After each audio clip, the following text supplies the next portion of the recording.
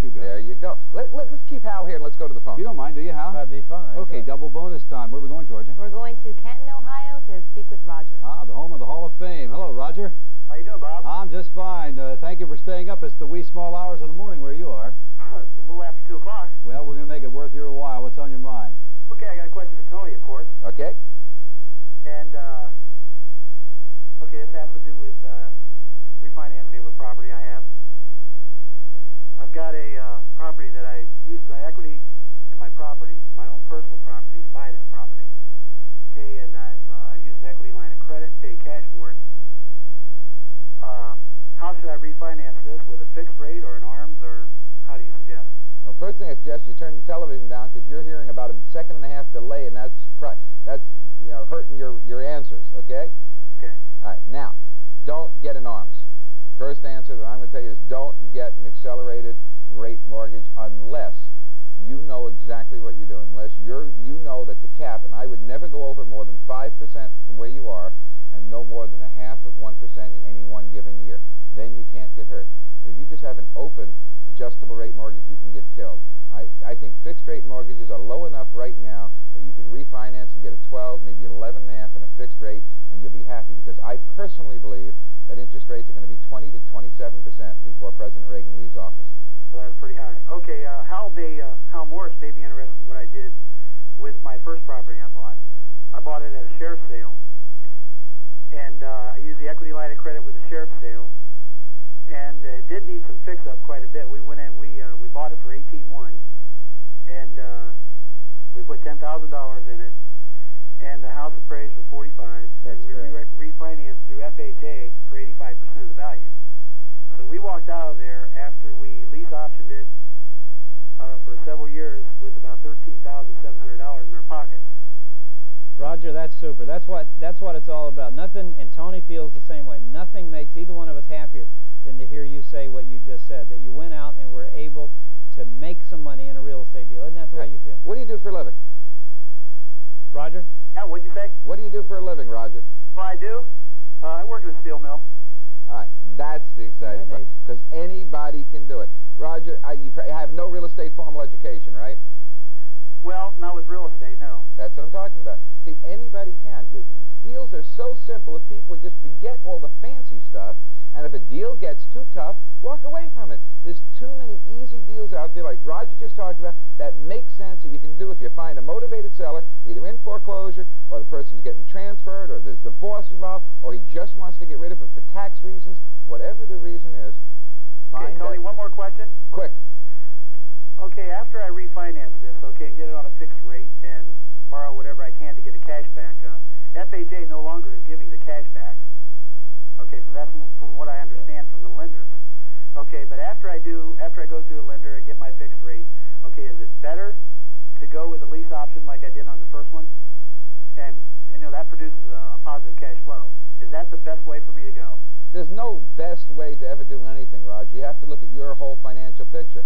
If you want to sell the property and gain a long-term capital gain out of it and do it now to use that cash to buy something else, then go for that. But if you feel that you don't need the cash and you can lease option and get a positive cash flow with no risk involved, and and if it's an open option where the price can keep up, then I'd say stick with it that way. Hal?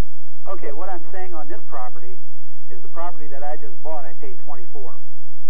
And it's worth a little over $40,000, between $40,000 and $45,000. It's approximately 45–50% of the market value. Roger, it doesn't sound like you need any help from us, does it? No, you're doing good enough on your own, Roger. Let's go on. We got to get to other people. Good luck to you. Okay, thank you very much. Incidentally, Johnny Carson, if you're watching again tonight, as you apparently were a couple of nights ago, you're welcome to call in California at 1-800-451-4555 if Tony or I or Hal can help you with property, or perhaps if you'd like a new girl to bring a commercial in on your program, Georgia is right here. Where are we going, Georgia? Okay, we're going to go to Alexandria, Virginia, and we're going to speak with Phil. All right. Hello, Phil. Good evening, and welcome to Everybody's Money Matters. Good morning. Good morning to you, too. It's a little after 2 in the morning up there in your city. What's on your mind tonight? Okay, the question I had was in reference to Tony's amortization reduction. Yes. There was 2 of them. One is, isn't it better not to use that if the interest rate is currently low on your mortgage? Okay.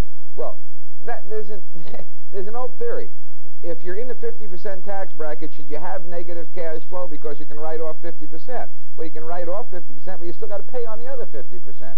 So I don't like that. And for the same reason, I don't like what you're implying right there. If you got a 9% interest, sure, that's better than 13. But if you can pay it off in 15 years and save $80,000 in interest, it's not as good as saving $150,000 in interest, but you're still going to save $80,000 in interest. You see, the theory on that would be that he could get 8 or 9% on his money in a savings account, but that theory doesn't hold water. Maybe we ought to go back to that, because a lot of people are joining us and they don't know what we're talking about. Exactly. And I think we can bring it up on screen. Well, that theory wouldn't hold water either, Tony, if when you consider that you're cutting down thousands of dollars because you're projecting that amount of money not just for that 1 year, but over the full life of the loan. So Right. it really adds up to more. Phil, stay with me. Let's go over that so the people that are joining us can see exactly what we're talking about. Okay, watch your TV, Phil. We're going to cut you off on the telephone so you can see it on TV, and I thank you for your call.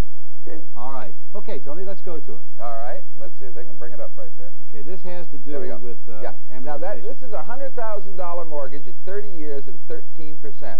Now, what we're talking about is you have a monthly payment of $1,106.20. That's $22.90 goes to principal. Everything else goes to interest. Now, what people do is they'll pay that for 30 years. Here's what I want you to do.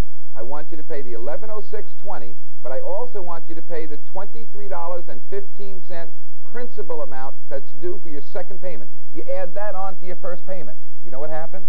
You see that $1,083.05 in interest? You never ever pay that because you already paid it a month early. Then the next month you pay the third payment of $1,106.20, and you add on to that the $23.65 in principal.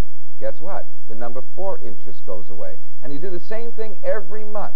Now, what's going to happen? Let's take it one more step. A lot of people say I can pay more than $22 extra. So here's what I want you to do. Think about this. In the first month, you take the $1,106.20, which is 1 month premium, and then you add on the $23.15, the $23.40, the $23.65. You pay 5 extra principal payments, so you're actually paying approximately $18 extra. Now let's go to the second one, and I'll show you exactly what I'm talking about. Can we get that second one up there? Got to hold on for a second. But what the second one's going to show is that if you made all the payments, you made 5 extra principal payments, it's only $118 extra. When you add that on to the $1,106 for payment 1, here's what you're going to get. You pay $118 extra, plus your $1,106, you're going to save $5,400 in interest that you're never, ever, ever going to pay on your loan. That's one of the best investments you can find in the world. You can't make that money in a bank. Then the next month you pay $1,106, and you pay another 5 months worth of principal payments, $126. You save $5,400. If you kept doing that for 12 straight months, you'd end up paying $1,574 extra. That's right. In a year's time, you're going to pay $1,574. That's not a lot of money extra. Do you know what you're going to save?